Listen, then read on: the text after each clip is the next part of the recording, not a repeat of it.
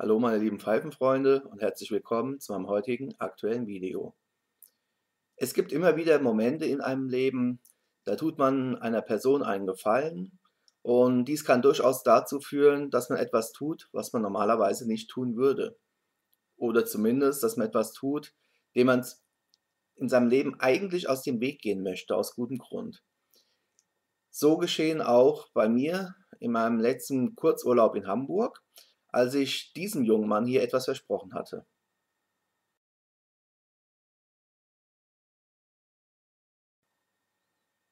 Ihr habt es ganz recht gesehen. Es geht hierbei um Franz, unseren YouTube-Bombardonius, der ja vor einiger Zeit Gerd Janssens Pfeifendepot in Hamburg übernommen hat. Franz hatte mir einen Tabak gezeigt in seinem Geschäft und hat so gemeint: Lars, ich wünschte mir, du würdest dir diesen Tabak holen, würdest ihn rauchen und würdest dazu ein Review machen, um zu sagen, was du von diesem Tabak hältst. Dieser Tabak ist von einer Herstellerfirma, die normalerweise wirklich nicht zu meinen Favoriten zählt, und zwar aus gutem Grund. Das hatte ich dem Franz auch gesagt. Er hat mich trotzdem darum gebeten: kauf dir den Tabak, rauch ihn und sag mir, was du davon hältst. Nun denn, das werde ich jetzt auch tun. Und zwar geht es konkret um diesen Tabak hier.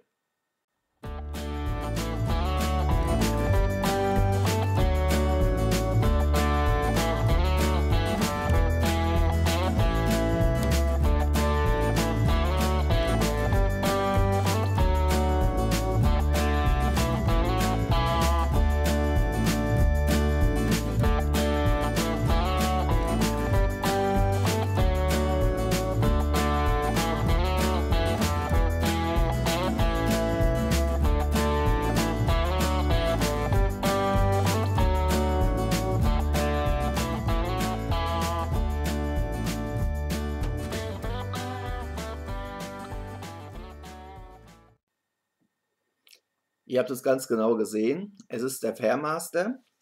Hier ist die Dose nochmal. Und zwar der Fairmaster Navy Cube Cut. Nicht zu verwechseln mit dem Hamburger Fairmaster, den es von Darnpipe gibt, also von DTM Darn Tobacco. Dieser hier, der Fairmaster Navy Cube Cut, ist vom Planta mit Firmensitz in Berlin. Und mit Planta habe ich halt in den letzten Jahren alles andere als gute Erfahrungen gemacht. Aus diesem Grund hatte ich auch Franz gesagt, würde ich den Tabak eigentlich lieber nicht rauchen wollen. Er meinte aber, probiere ihn trotzdem mal, vor allem halt, da es sich um einen Cube Cut handelt. Nun denn, ich habe mich breitschlagen lassen und werde daher jetzt halt auch das Review dazu machen. Ich habe schon die ersten Füllungen von dem Tabak geraucht und bevor ich jetzt auf das eigentliche Review eingehe, in gewohnter Weise gehen wir noch mal kurz auf das eigentliche Tabaksbild ein, auf den Cube Cut und kommen dann zur eigentlichen Tabakvorstellung.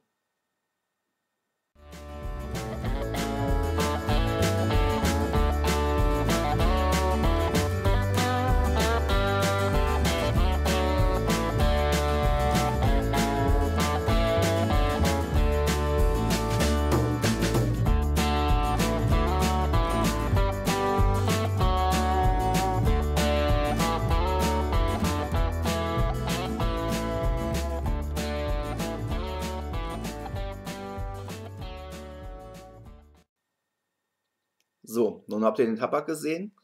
Gestopft habe ich den Tabak in diese Pfeife hier. Es ist eine Savinelli 320 KS und zwar das Modell Tris. Eine fein rustizierte Variante mit einem Cumberland-Mundstück. Die hat man bei mir schon in dem einen oder anderen Video gesehen. Der Vorteil halt bei der 320 KS ist natürlich der Kopf mit der etwas weiteren Kopfbohrung. Der Tabak soll ja auch nur sehr locker in den Kopf gegeben werden. Das heißt in meinem Fall konkret, ich habe die Dose genommen, habe einfach den Tabak hier in den Topf reingeschaufelt, kurz dagegen geklopft, oben mit dem Finger ganz leicht, und zwar Betonung liegt auf leicht, angedrückt und das war's. So sieht das Ganze dann in der Pfeife aus. Und jetzt würde ich mal sagen, kommen wir zum eigentlichen Review. Der Tabak kommt recht feucht daher. Aus diesem Grund habe ich sicherheitshalber hier noch einen Bunsenbrenner bereit liegen. Es kann also durchaus sein, dass ich auch hier wieder das ein oder andere Mal nachfeuern muss. Also kommen wir zum Streichholz Numero Uno.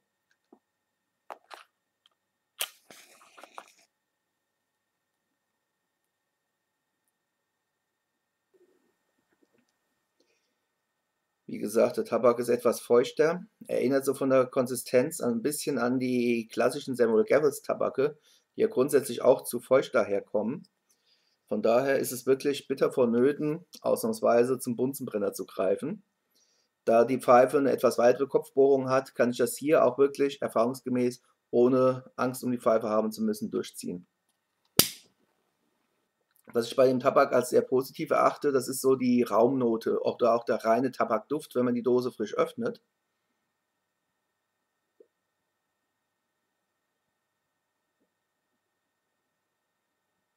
Sowohl der Tabak als auch der Rauch riechen rund, weich, haben eine deutlich fruchtige, angenehme Note mit so einem Hauch von Vanille.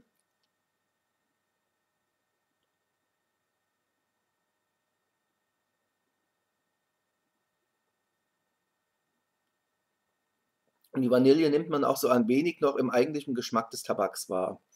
Das versprochene Sherry-Aroma, muss ich ganz ehrlich gestehen, kann ich im Geschmack nicht feststellen.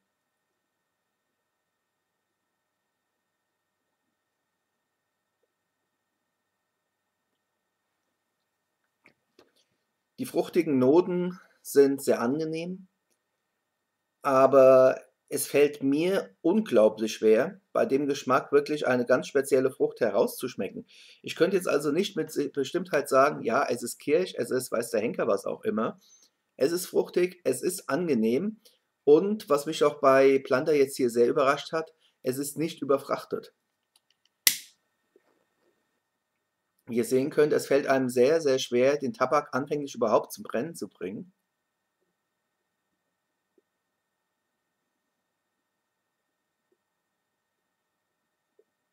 Ich habe mit meiner ersten Pfeifenfüllung, die ich geraucht hatte, wirklich nur Streichhölzer verwendet. Ich weiß nicht mehr, ob ich 7, 8, 9 oder 10 Streichhölzer insgesamt aufgebraucht habe. Es ist ein Wahnsinn, wie feucht dieser Tabak daherkommt.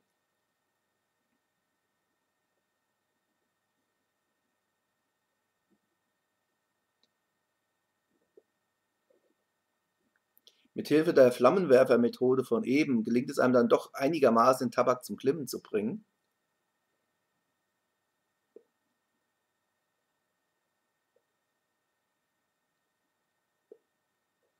Und das bittere Aroma, das sich während des Entzündens bildet, ist dann weniger Sekunden nach dem Entzünden zum Glück wieder verflogen.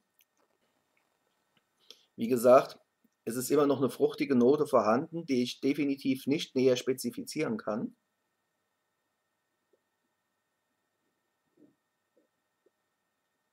Und zusammen mit der enthaltenen Vanille ergibt das Ganze doch eine sehr angenehme und vor allem für mich überraschend angenehme Aromatisierung.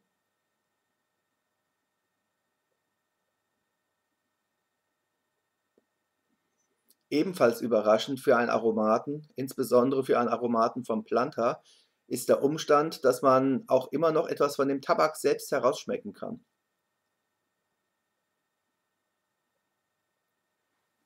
Es hat sich bei den ersten Füllungen schon erwiesen, und das wird jetzt auch hier nicht anders sein, dass sich der Tabak im Laufe der Pfeifenraucherfüllung beziehungsweise im Laufe der Zeit des Rauchens immer wieder ein bisschen ändert. Anfänglich hat man wirklich so das fruchtige Aroma, man schmeckt die Aromatisierung heraus, doch etwa nach der Hälfte der Füllung wechselt das Aroma völlig. Die Aromatisierung tritt gänzlich zurück. Es kommt zunächst erstmal ein etwas kräftiges Virginia-Aroma rüber, und zwar eins von der etwas herberen Sorte. Man hat also wirklich deutlich heuige Noten, jetzt nicht die süßen Virginias, wie ich sie präferiere, sondern eindeutig die etwas kräftigeren. Und darauf basiert auch der komplette Tabak. Er basiert auf Virginia-Tabaken. Und zwar auf normalem Virginia und auf einfach fermentiertem Virginia. Man konnte es ja auch beim Tabaksbild schon ganz gut erkennen. Wir haben sowohl die hellen Einschlüsse des Golden Virginias als auch die bräunlicheren des einfach fermentierten Cavendishs. Das Ganze ja sowieso zusammengebracht und gepresst zu einem Kuchen, dann in Würfel geschnitten, und durch diese Pressung fermentiert der Tabak an sich ja sowieso schon.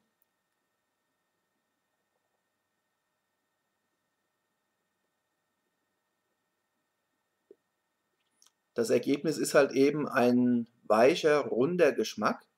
wobei aber, wie gesagt, etwa nach der Hälfte der Pfeifenfüllung das Ganze doch etwas kräftiger und würziger wird, eben diesen typisch floral-heuigen Untertönen.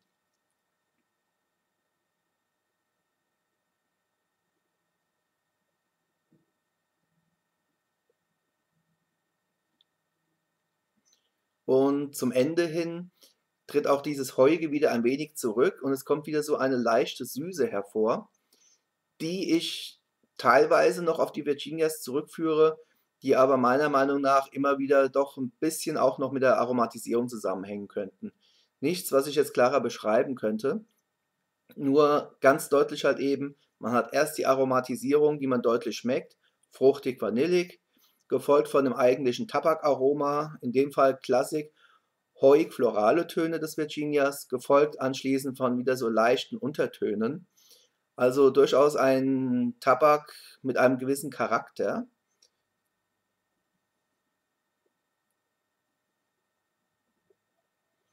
Der jedoch meiner Meinung nach eben nicht ganz das verhalten kann, was er verspricht. Also von diesem Sherry-Vanille-Aroma schmeckt man eigentlich nichts. Fruchtig, vanillig, ja. Kirsch, nein. Zumindest aus meiner Sicht.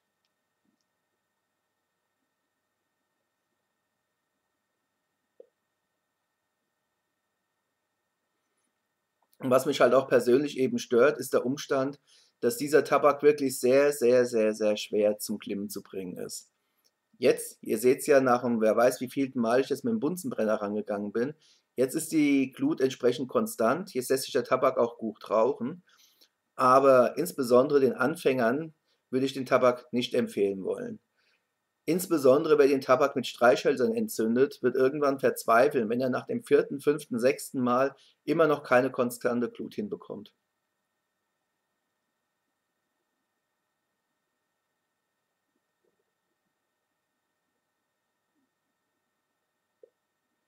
Hat man die Glut jedoch erstmal konstant, ist der Rauch kühl, aber halt eben halt auch dem Cube Cut geschuldet. Er kommt kühl herüber, er trägt dir das Aroma angenehm auf die Zunge, aber halt eben, wie schon gesagt, ein Aroma, das ich nicht näher definieren kann.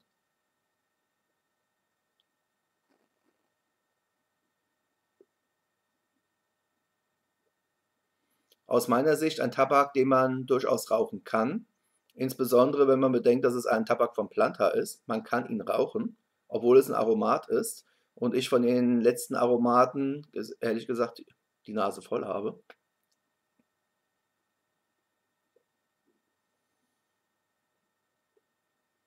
Wer also insbesondere Aromaten mag, die eine fruchtige Note haben, die vielleicht auch fruchtig-vanillig herüberkommen, wer generell gerne Cube Cuts raucht und wem es auch nichts ausmacht, dass eben dieser Cube Cut trocken, also sorry, sehr feucht daherkommt, man ihn erstmal trocknen lassen muss, bevor man ihn entzündet, der kann diesem Tabak gerne mal einen kleinen Versuch abgönnen. Probiert es halt einfach mal aus. Der Nachteil ist halt, der Tabak kommt wirklich nur in einer Dose zu 100 Gramm daher. Es gibt keine 40 oder 50 Gramm Pouches. Man muss also wirklich gleich einen zweistelligen Betrag hinlegen und halt eben riskieren, schmeckt er mir oder schmeckt er mir nicht.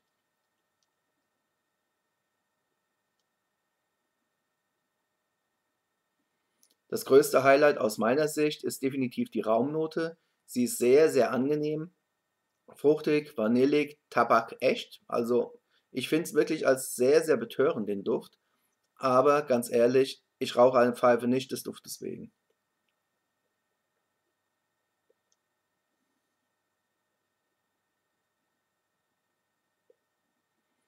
Abschließende Bewertung. Ich sehe den Tabak als maximal mittelprächtig an. Er ist nicht gut, er ist nicht schlecht, er ist irgendwo dazwischen. Wie gesagt, ein Tabak, den man rauchen kann. Kaufen werde ich ihn mir nicht mehr. Franz, nimm's mir nicht übel, ich finde ihn nicht übel, aber er überzeugt mich auch nicht. Er ist nicht mein Geschmack und das Ganze, obwohl ich Aromatenliebhaber bin.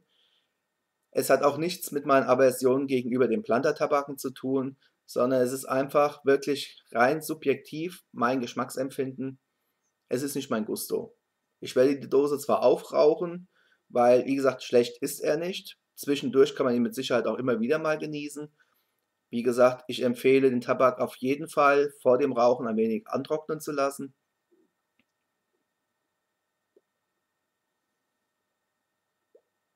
Mehr als die eine Dose wird es aber definitiv nicht werden.